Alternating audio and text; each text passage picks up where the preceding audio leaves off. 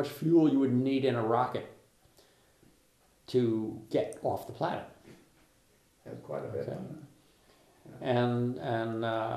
So basically, Cosmism was sort of the philosophical foundation for the Russian space effort, the Soviet space effort. Okay, so Cosmism was the philosophical underpinnings of man getting into space. So without this, there would be no drive. Well, I mean, if the Russians had not put the Sputnik up, then many of the things we've talked about would have never happened. That's right. You know? That's right. So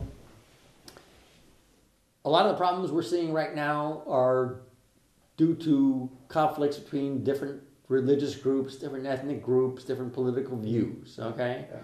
And from a psychological standpoint, you normally have conflicts at one level below the unity, okay? So for instance, if the unity is everyone on this planet, okay? Yeah. Then the conflict is going to be between different groups of people on this planet. Okay? Yeah. But one of the hypotheses of Cosmism is that it's not just this planet that we have to worry about, okay? That there are intelligent beings traveling between the stars, okay? And that those beings out there are the other guys. And we, human beings, have to stick together. Okay? So if you were able to get people to have those kinds of beliefs, we would have a very sharp drop in armed conflict and other trouble on this planet. Yeah, but then the conflict would be between them and us, right? Yeah. But where are we? I mean, this conflict is very unlikely to happen. That's true. Oh, it's a waste of money. Excuse me. That's my opinion about all these rockets. No, well, before we say, okay, I said yes to, there was a lot of benefits from all this Sputnik stuff, right? The internet. No, I mean, the basic, look, this is the basic problem, okay? What is that?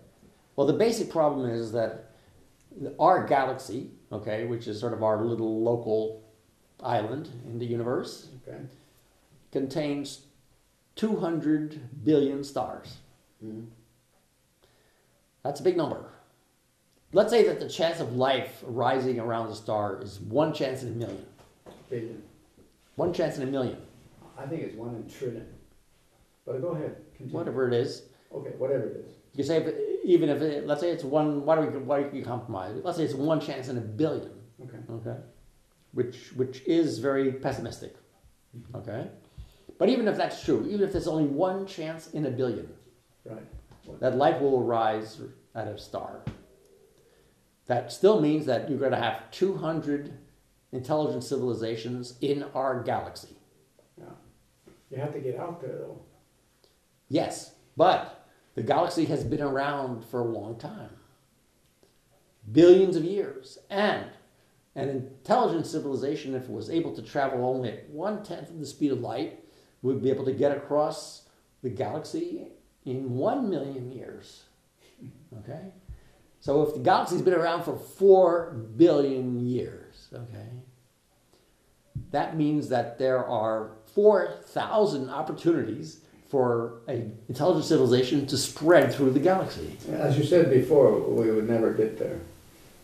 Get where? The likelihood of ever meeting other living creatures is not probable. I didn't say that. And I didn't. No. What I said was that the conflict was improbable.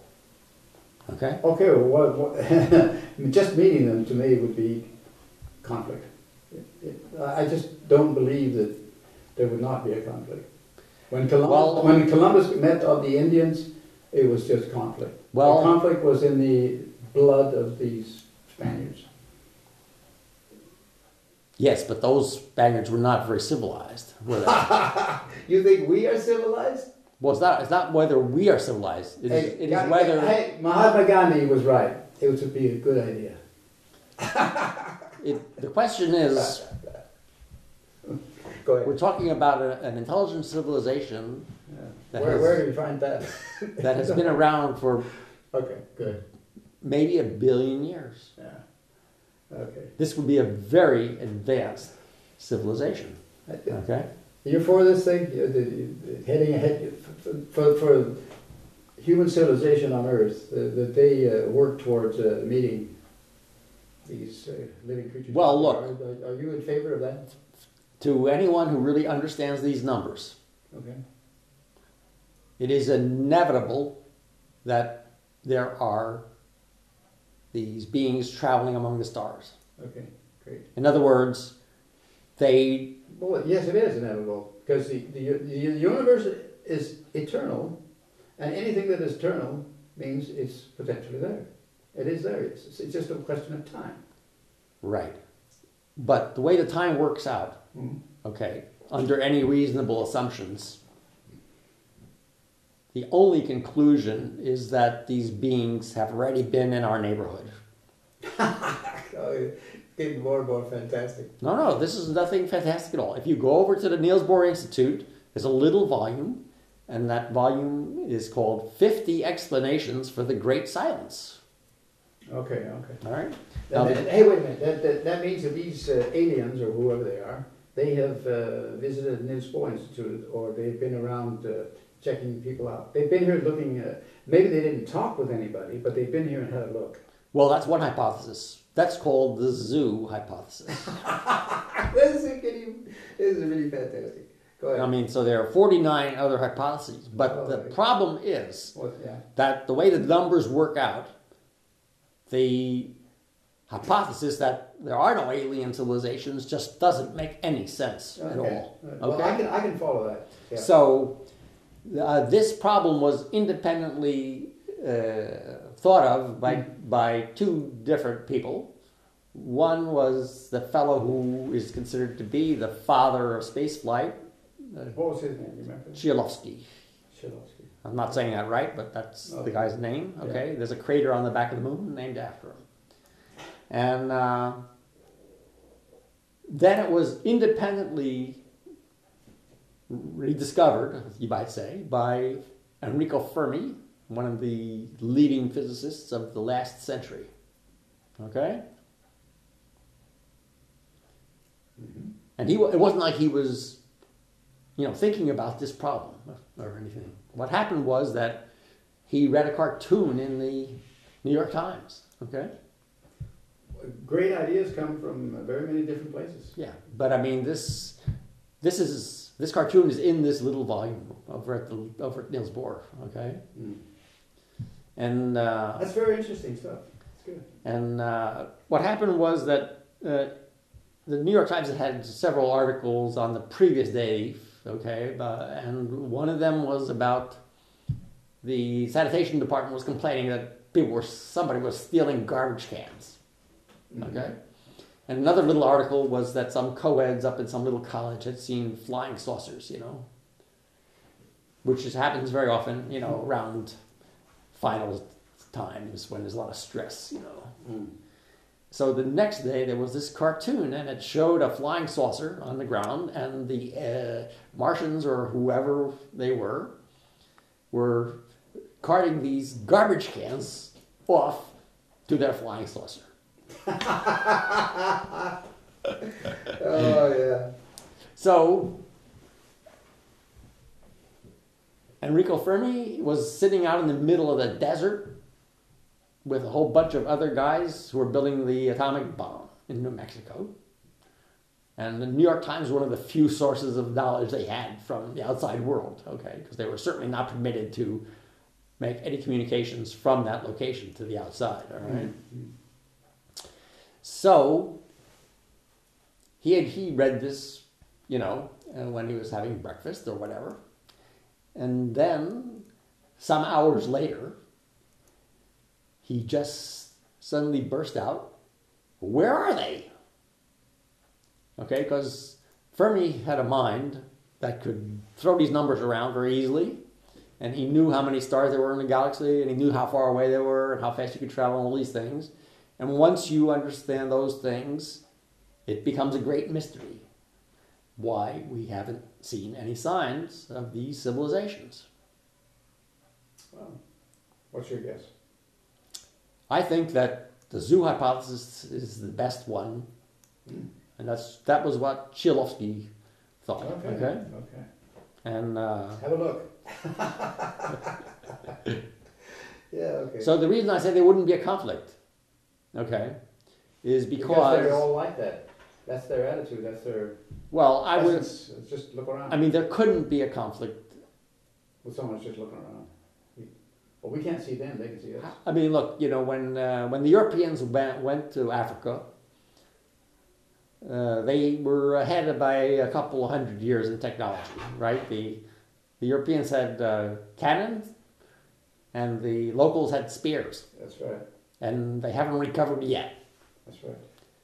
So we're not talking about a civilization that would be 100 years ahead of us.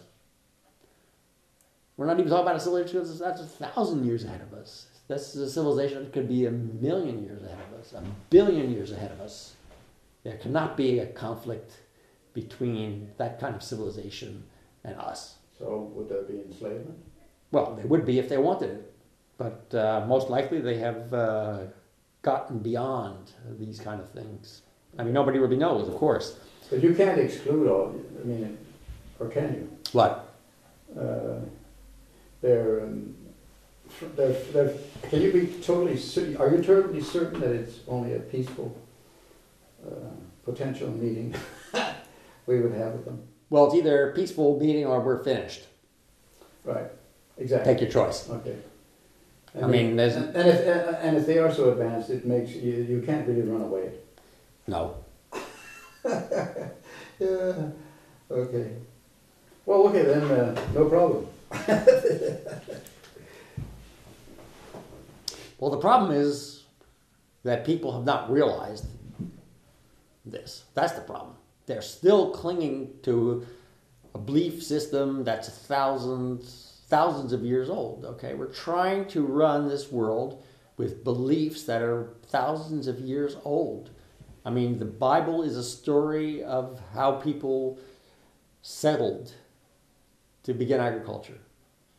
It's people who were previously herding their cattle along and as nomads, and then they settle down, and then they have some rules, the 10 Commandments, that tell them how to act if you're going to be able to live in peace in a settlement.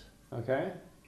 Yeah, agriculture going in there. So we've been through the agricultural revolution, we've been through the industrial revolution, and now we're in the information revolution, and we're still trying to use the same moral principles. Hey, it just does not work. So what are the new moral principles? Well, whatever they are, they're not going to be coming from thousands of years ago.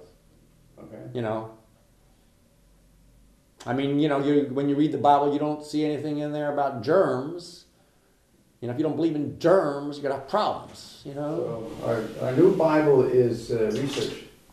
Well, the new Bible has to be based on our current understanding of the world. Okay? I mean, the moral principles are always coming from your view of reality. Okay? So when Genghis Khan was big man on campus, the big sin was throwing water on a fire. Why was that a sin? Because if you're sitting in a tent in the middle of the Mongolian plains, and it's 50 degrees below zero outside, and somebody throws water on fire, and the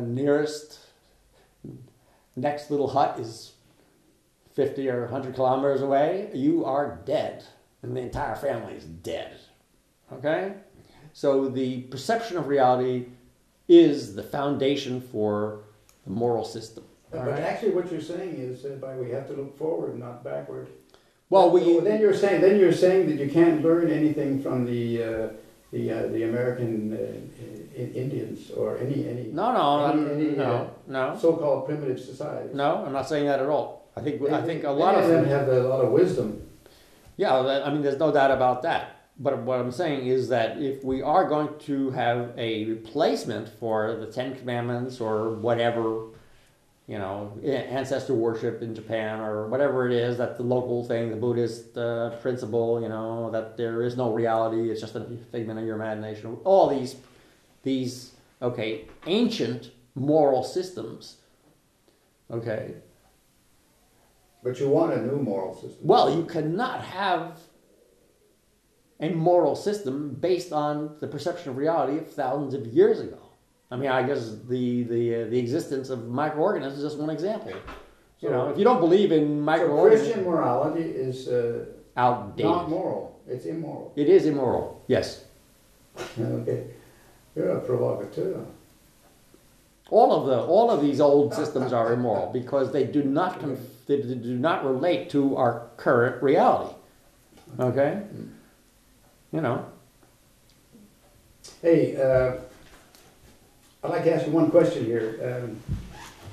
I've just been thinking about. You are a scientist and you're working scientifically, and you have social networking democracy. That means the people. What about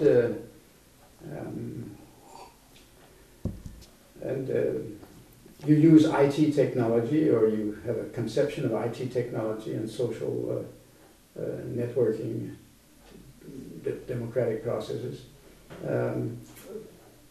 I think implicitly understood that this is the people. You're working for the masses. Yeah. Democratic process for the masses, and you've been studying cooperatives and so forth. The Danish cooperative movement and movements study. Do you have any ideas? What about democracy for researchers, academicians, democracy at the universities? Do you have are you or anybody doing anything about that, or is it all about the masses of people? Well, I mean, the democracy can function in a workplace, or it can function in a society at large. So anywhere, it's a universal principle. Are they the same universal principles? Yeah. Wherever you go. Well, I mean, the scientists, the researchers get together in the same democratic way as people at Tuborg and who produce beer. Well, I mean, Tuborg is not a democracy. But you would like it to be. You're studying cooperatives and maybe discovering ideas, ways of breweries to be democratic. Well, organized by the people themselves. Maybe even owning the firms and throwing the capitalists out. Do you get into that? Well, I mean, the democracy is a decision-making procedure, okay? Yeah. So you could apply that procedure in any group of people. So, you know. In a capitalist society, it's basically anti-democratic because it's based on private property. But many people, collective ownership of private property would make it democratic. Right? Well, I mean, the whole question of private property is not really a direct contradiction to democracy. I mean, no, because the people, the workers, can own the company collectively. Yeah, but that would be one way. Or like they say in America, every worker can go out and buy some shares in anything. Yeah, that's nonsense. But that doesn't give democracy because it's only those who have the most shares that they rule. No, I mean 51% and you rule. Yeah, but I mean that the democratic decision-making process is really totally independent of all kinds of these economic things. I mean,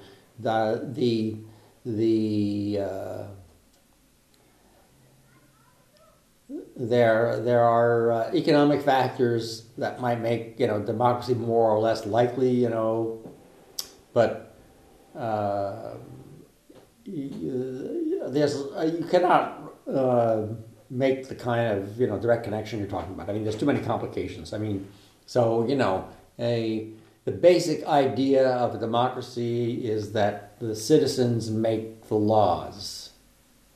Okay. Hey, I think what I was really trying to get at, was are you or is anybody working on democratic processes at the universities, where the researchers are working?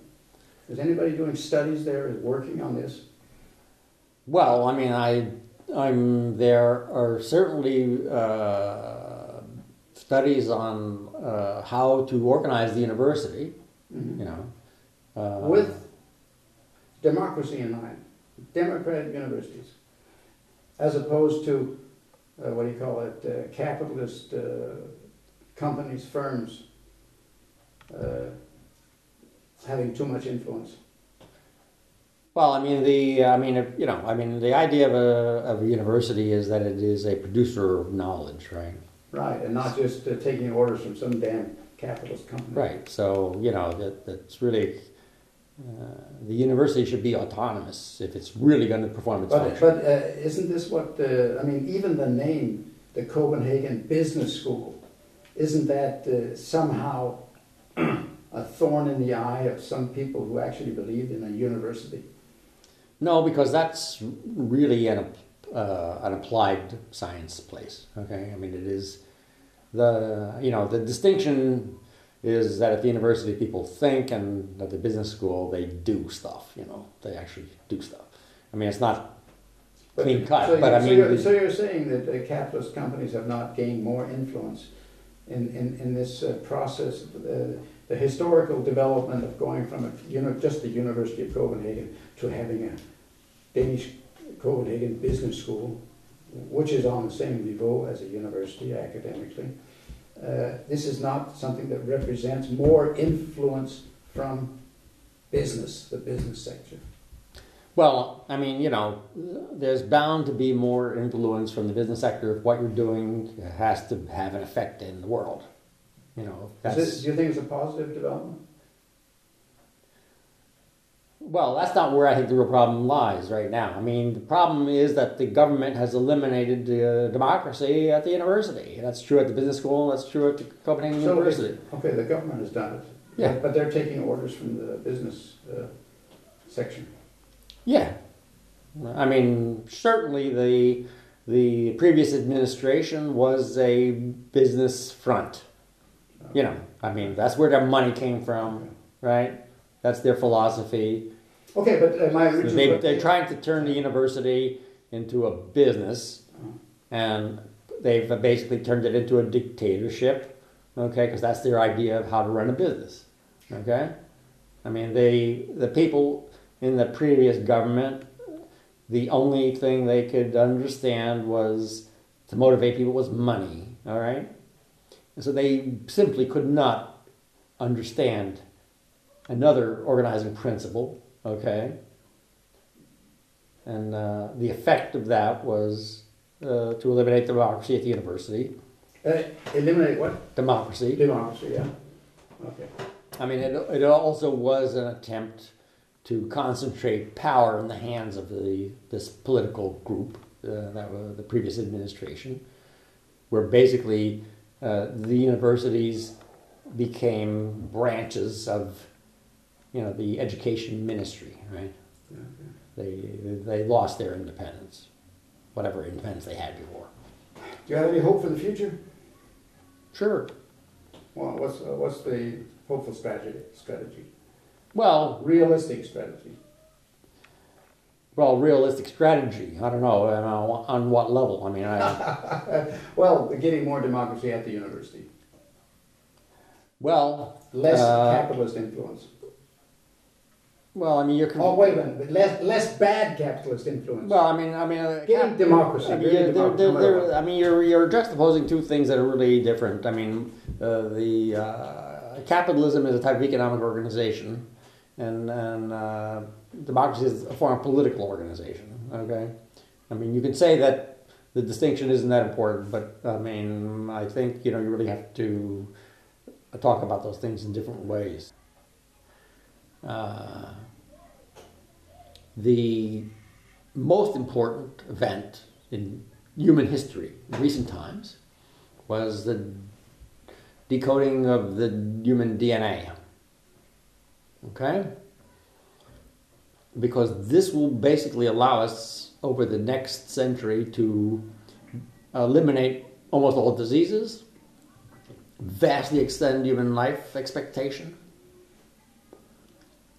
And these changes will be profoundly disrupting to society. Okay? And basically will be the final blow. Sounds like a fascist society. There's nothing really. All we can say is that the current society, the current principles of morality will be shown to be irrelevant to everyone. There, of course, will be a few people, who hold out, just like there are people now who don't want to be vaccinated or crazy stuff like that. I mean, but the average person will basically see that the entire philosophical foundations of the human race are pretty much shot to hell because we can create life ourselves. We don't need any gods to do it, right? So this is going to be the big thing. And we're going to see basically more and more accelerating changes as we go forward, because about every 5 years there's a doubling in the scientific literature. Okay? So we're going to see more progress in the next, well, basically every 5 years you see as much progress as you have seen in all previous history, This doesn't comfort me. It should. It doesn't. If it doesn't, you're dead. If it does, if what I'm saying does work, you could be living in 1,000 years from now. You mean I could live forever, or 1,000 years? My lifespan, you're speaking of lifespan. Yeah. It's not a question of living long, it's living well. Well, what condition will you be in? But that's what you imply, right? Yeah. Oh, yeah. Sounds like a science fiction freak show. Potential. But to be fair, I can theoretically see something positive coming out of this, yeah. Yes, and a new world, completely different world, morally, yeah. Actually, I'd like to see the old morality thrown out the window. That's I have that in common with this, what do you call it, prediction. Yeah, I mean, Okay, but in your own mind, if the old one is this a hope for? Are you able to tell the viewers that this is my hope for the future? It's not a hope. It's inevitable. It's inevitable. Okay. I mean, the only thing that could, if scientific progress stops, then of course, what I'm saying will not happen. But if scientific progress continues, then we will enter into a new age of biology. We will be in space, okay, spreading through the universe. Because we cannot stay on this planet. The sun is going to basically expand and turn the earth into a cinder, right? But that'll be in, I don't know, 100,000 years. Much more than that. But the point is, A million years. I mean, there's two basic drives that people have. One is their own survival, and the other is the survival of their group. And our group, human beings, will not survive unless we go to another star. Okay. David Stodolsky. I got to get the pronunciation right. I didn't add, the name Stodolsky, is that of Slavic descent of some kind, Polish or what? It's a Polish name. It's a Polish name, okay. Yeah. And so I never got into what I wanted to ask you initially.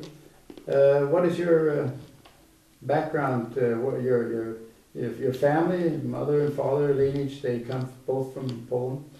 Well, my father was born in New York. Yeah, where did he come from? Huh? I mean, where did his parents come from?